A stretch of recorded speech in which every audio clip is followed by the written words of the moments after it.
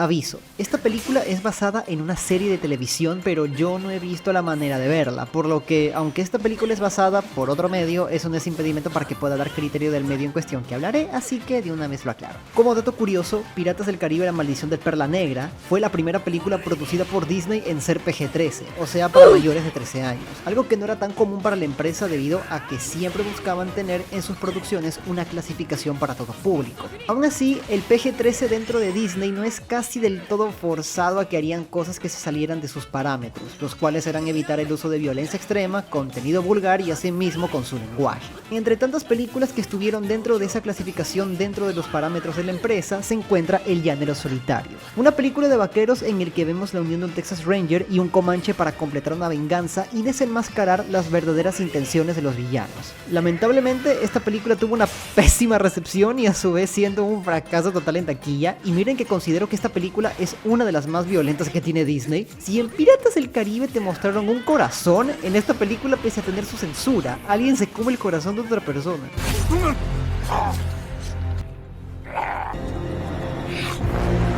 Pero no vengo a hablar de eso en específico, sino que vengo a hablar sobre cómo considero que no solo desde el apartado personal, sino que hablando muy en serio, esta película merecía ser mejor recibida porque les prometo que muchos de sus puntos que comentaré hacen que esté bien construida. Ya el que no tuviera secuela es indiferente. Así que creo que ya va siendo hora de que comience a hablarles del por qué. En primer lugar, la manera en la que la trama se desenvuelve se maneja bastante bien, ya que no solo te dejan en claro cómo es que las cosas ocurren por ocurrir, sino cómo los personajes son llevados al conflicto de la trama. Para darme a entender mejor, voy a tratar de dar varios puntos a modo de resumen de la película para explicarme de mejor manera. John Reed, el primer protagonista, se involucra en la captura de un criminal llamado Butch Cavendish junto a su hermano Dan y su equipo de Texas Ranger. Butch Cavendish estaba siendo trasladado en un tren para ser ejecutado, pero logra escapar. Todos menos John y uno de los Rangers que los traicionan mueren a manos de los hombres de Butch al ir tras su búsqueda. Desde ahí John busca vengarse de él. Luego está Toro, quien es el segundo protagonista. Él también va en busca de Butch llamándolo Wendigo, es decir, que era un espíritu maligno que posee a Butch y que busca quitarle la vida. Eso también aplicaría para otro personaje que ya les mencionaré. En el trayecto vemos como John y Toro buscan pistas del paradero de Butch y sobre qué es lo que hará ahora. Visitan un burdel donde los atiende la dueña, una mujer llamada Red, en el que vemos que una de sus piernas es de marfil con un arma integrada para poder disparar. Un arma como reemplazo de una pierna. ¿Dónde vi eso?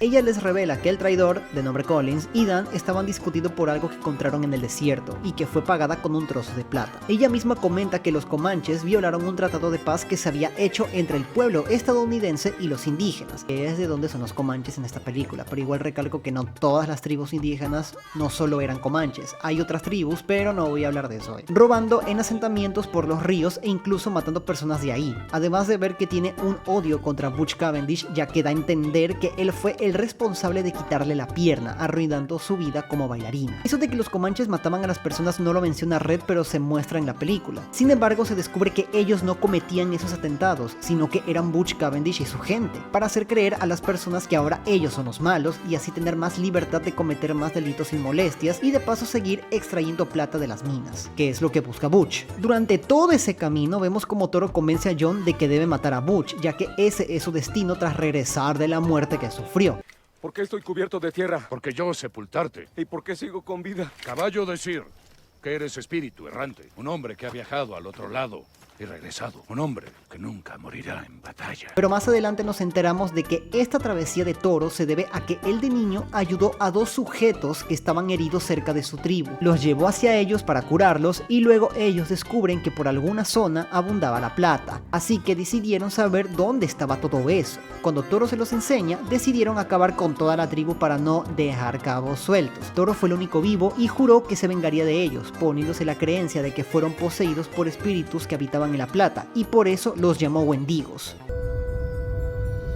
A cambio de un reloj de bolsillo barato, el muchacho les enseñó dónde brotaba el río. Uno de esos hombres es Butch Cavendish. Eso nos centramos gracias a que al buscar el paradero de la cuñada y sobrino de John que fueron secuestrados por Butch Cavendish tras un tiroteo que hubo en un establo cerca del río y seguir el rastro de uno de los caballos de los hombres de Butch, John y Toro son temporalmente acogidos por una tribu comanche que le explican a John sobre todo lo que ya les dije que hace Toro. Luego de que estos lo dejan a su suerte, pero logrando escapar después, logran saber el paradero de Butch. Una vez lo encuentran, Toro Toro le dice a Jon que debe matarlo para vengar a su hermano, y así cumpla con el destino que le fue dado. Pero Jon, a pesar de su ira, se niega, y que Butch debe ser juzgado, y cuando Toro trata de hacer el trabajo sucio, Jon lo noquea y se lo lleva a Butch. Una vez Jon llega a un tren donde se encuentra a su cuñada, sobrino, un capitán y un empleado de la compañía dedicada a los trenes de nombre Latham Cole, para más tarde descubrir que él es el compinche de Butch Cavendish, el segundo hombre que Toro ayudó de niño. Él es un empleado de una empresa de ferrocarriles y con Butch Cavendish planeaban hacerse ricos con todo el dinero extraído y por seguir extrayendo de la plata, además de convertirse en el principal accionista de la empresa para tener más control de todo, y por eso él se encargaba de planear todo lo que se haría contra los comanches y Butch siendo el que se dedicaría a hacer el trabajo sucio. Con todo eso descubierto, una batalla entre el ejército estadounidense y los comanches, Jon se reencuentra con Toro y ambos escapan, ya que por desgracia Jon no pudo salvar a su cuñada y sobrino tras descubrir la verdad sobre Cole. Una vez a salvo con Toro y entender que la justicia está destrozada, deciden actuar de una vez por todas para vencer a Butch y Latham. A la mañana siguiente, en una ceremonia donde Latham Cole muestra la plata conseguida y lo que se puede hacer con ella una vez llevada a San Francisco, se hace con el poder de la compañía. Jon y Toro llegan para robarse el tren, iniciando una persecución en donde deberán enfrentarse a Butch y Latham más el capitán Jay Fuller, que es de la caballería estadounidense. Tras muchos disparos, consiguen derrotar al capitán, Butch y Cole, deshaciéndose de la plata en el proceso. Con los dos responsables ya fuera del camino, Jon y Toro deciden volverse justicieros en más partes.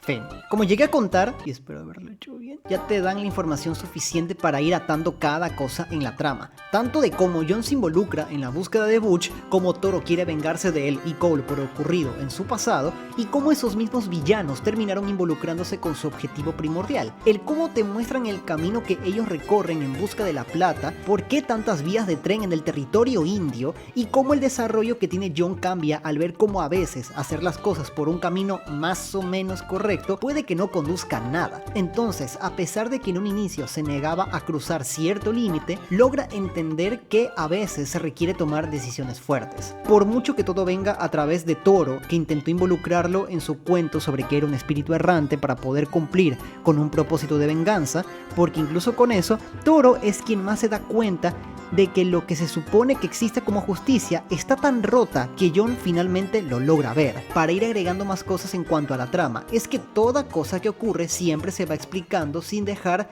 tanto cabo suelto. Eso no solo incluye en el trasfondo de Toro que explican incluso sobre el asunto de los dos villanos con la plata, sino el cómo también el camino, pero ya hablando de forma literal, que recorren los protagonistas. El asunto de las vías del tren como medio de transporte para la plata que recogen de las minas que Butch y Cole han estado saqueando por mucho tiempo. Porque todo lo que Cole muestra en su mapa representa básicamente todo el camino que han logrado recorrer para obtener la mayor cantidad de plata necesaria. A la final, ya sea si realmente existiera o no un mal dentro de la plata, lo que se demuestra es que muchas veces las personas se dejan llevar por la avaricia, disfrutando de eso como si fuera lo único que importara, y es por eso que Toro, cuando confrontan Cole, le dice que solo era otro cara pálida.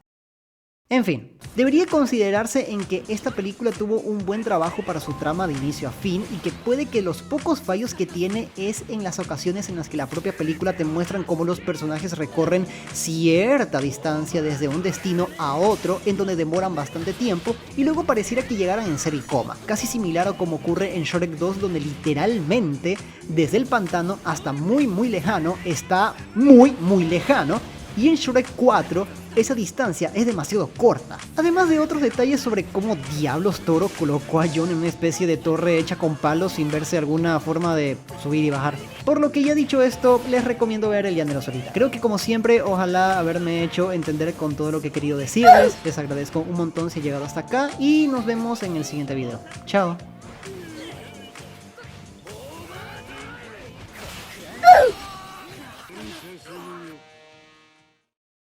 Una mujer, Rebeca. Querer impregnarla con hijo, ¿no? ¿Qué?